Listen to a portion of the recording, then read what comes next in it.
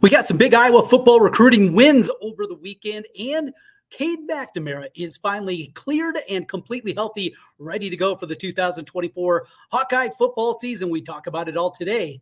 Locked On Hawkeyes.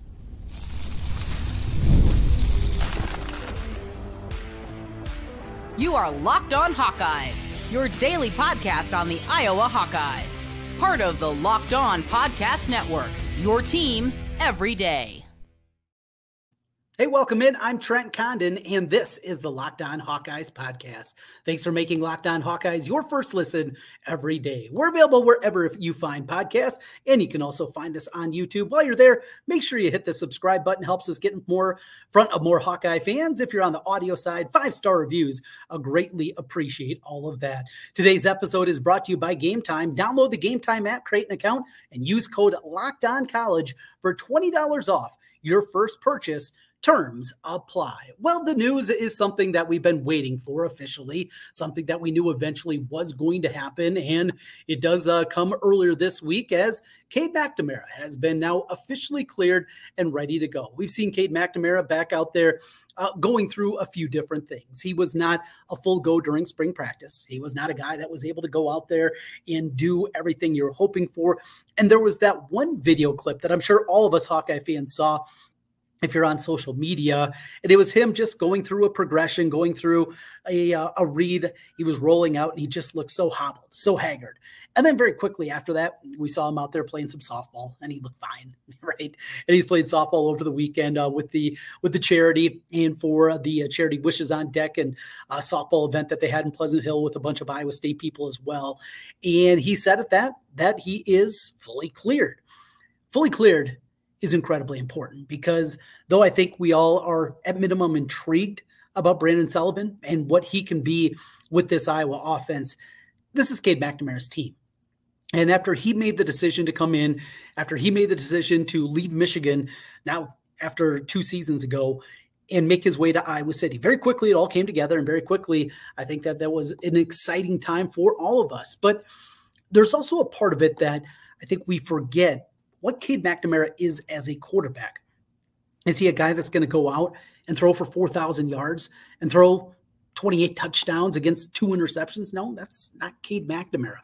What you get with a healthy Cade McNamara, and as Hawkeye fans, we have not seen that, at least in a Hawkeye uniform, a completely healthy Cade McNamara.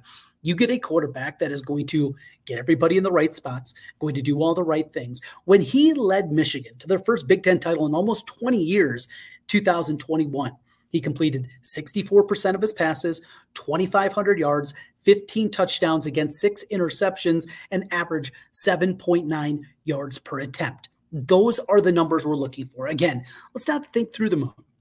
And year number 1 of the offensive scheme of what Tim Lester is going to implement, there's going to be some ugly parts. There's going to be some rough moments. I don't think there's any doubt about that we're going to see that. But that is where our expectations, I think, really have to lie with him, because what we saw from them last season was not even close to the guy that he can be.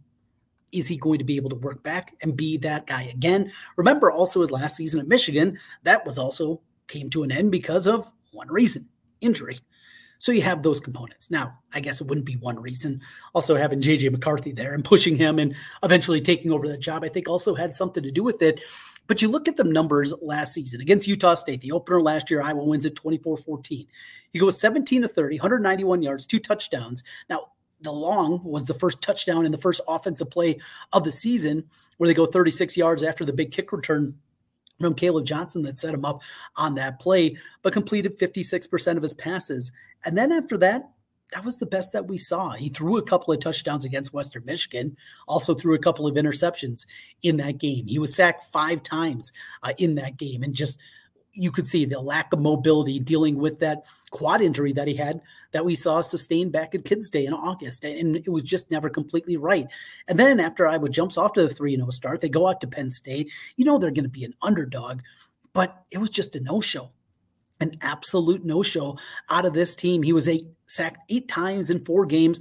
The offensive line needs to be better. The scheme needs to be better. All these things. But if you can put the components in place, I think there is a real chance to see the step forward.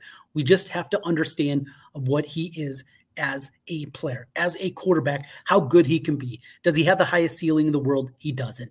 But competent, after what we've seen over these last 3 seasons, certainly, and even going back further than that, if we can get back to that level, this thing can at least be okay.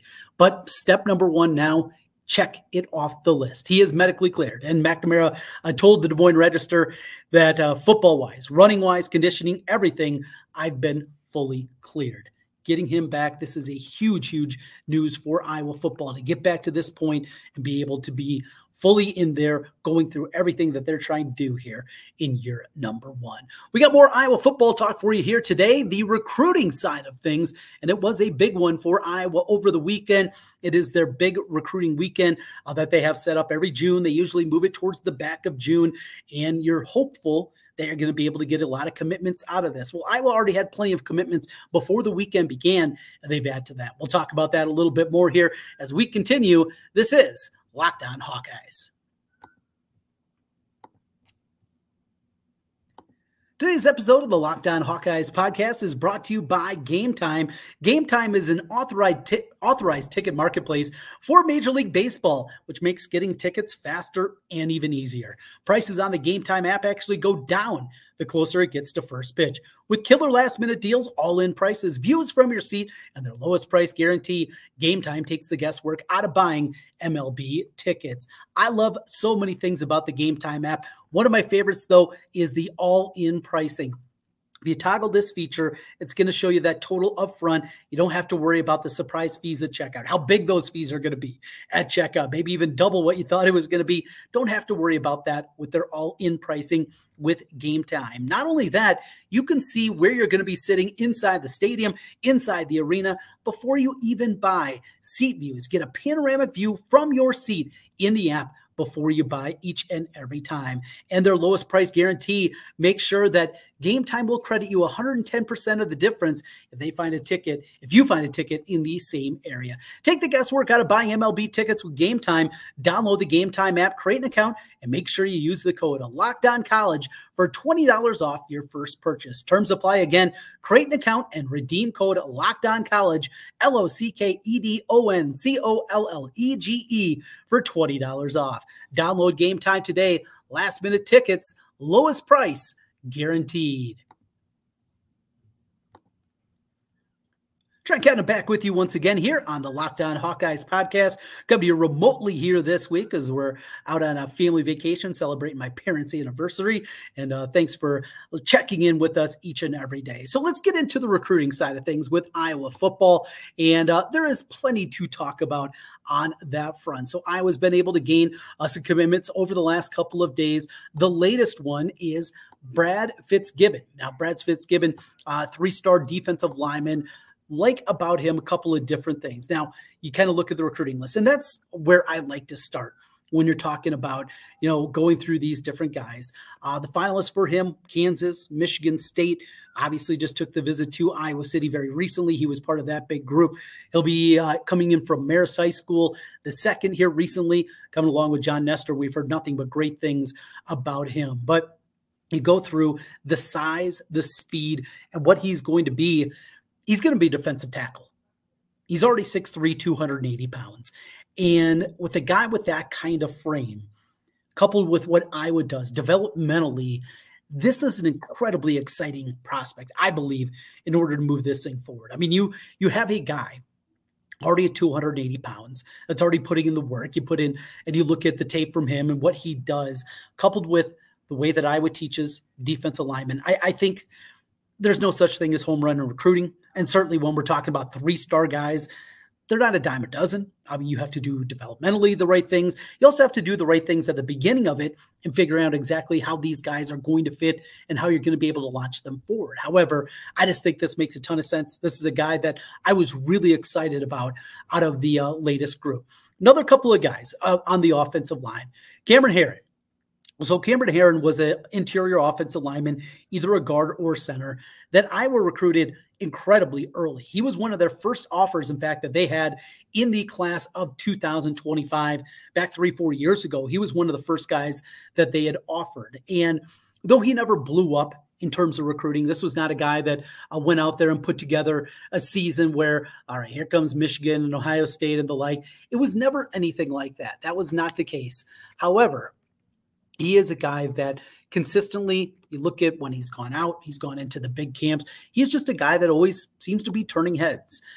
Was it the measurables that weren't quite there? Was that the reason maybe behind it, that he didn't get those quote unquote big time offers? I guess you could probably say that about him. I just like him as a prospect, and I like him because I was been involved with him for a very long time. Now, another reason that maybe some of the other blue bloods didn't come calling for him is he is strictly an interior offensive lineman.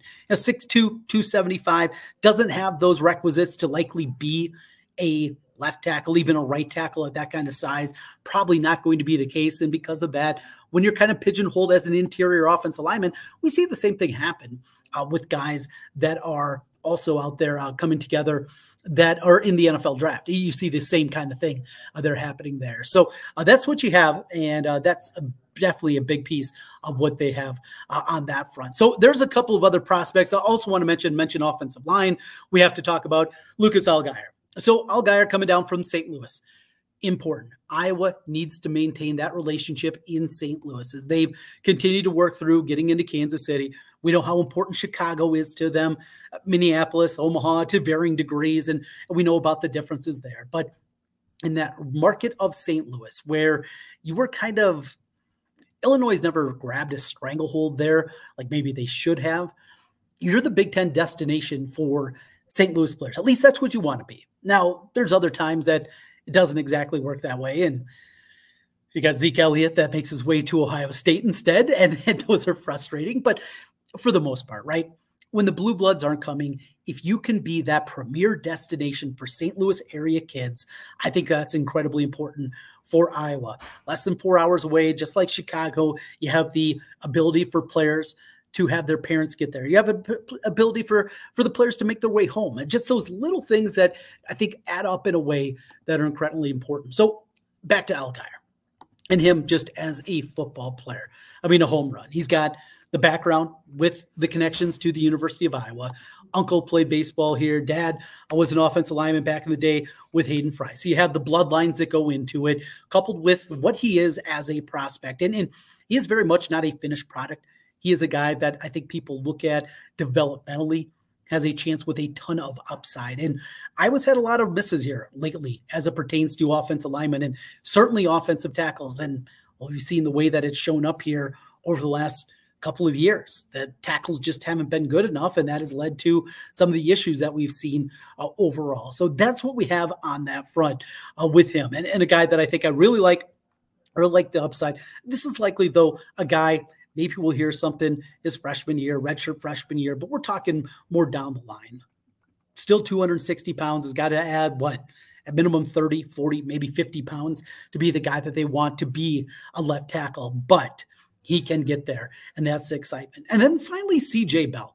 Now, this one came as an absolute surprise because, well, a couple of reasons. First, it's a place that Iowa doesn't recruit very much out in Massachusetts. And yeah, they have the Northeast for a long time. That was Ken O'Keefe's territory, right?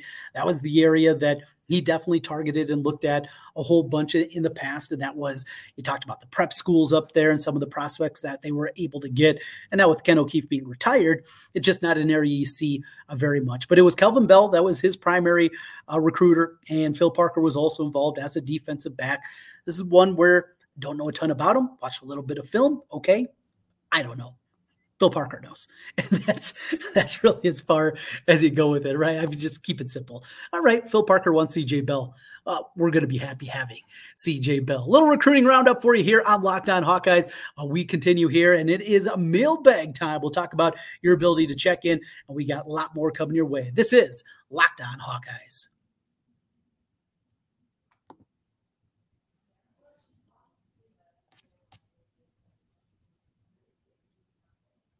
Trent Condon back with you one final time on the Locked On Hawkeyes podcast. Thanks for making Locked On Hawkeyes your first listen every day. Locked On has launched the first ever national sports 24/7 streaming channel. It's on YouTube, and now it's also available on Amazon Fire TV and the free Fire TV channels app. Locked On Sports Today is here for you 24/7, covering the top sports stories of the day with the local experts of Locked On, plus our national shows covering every league. Find Locked On Sports Today now available on the free Fire TV channels app.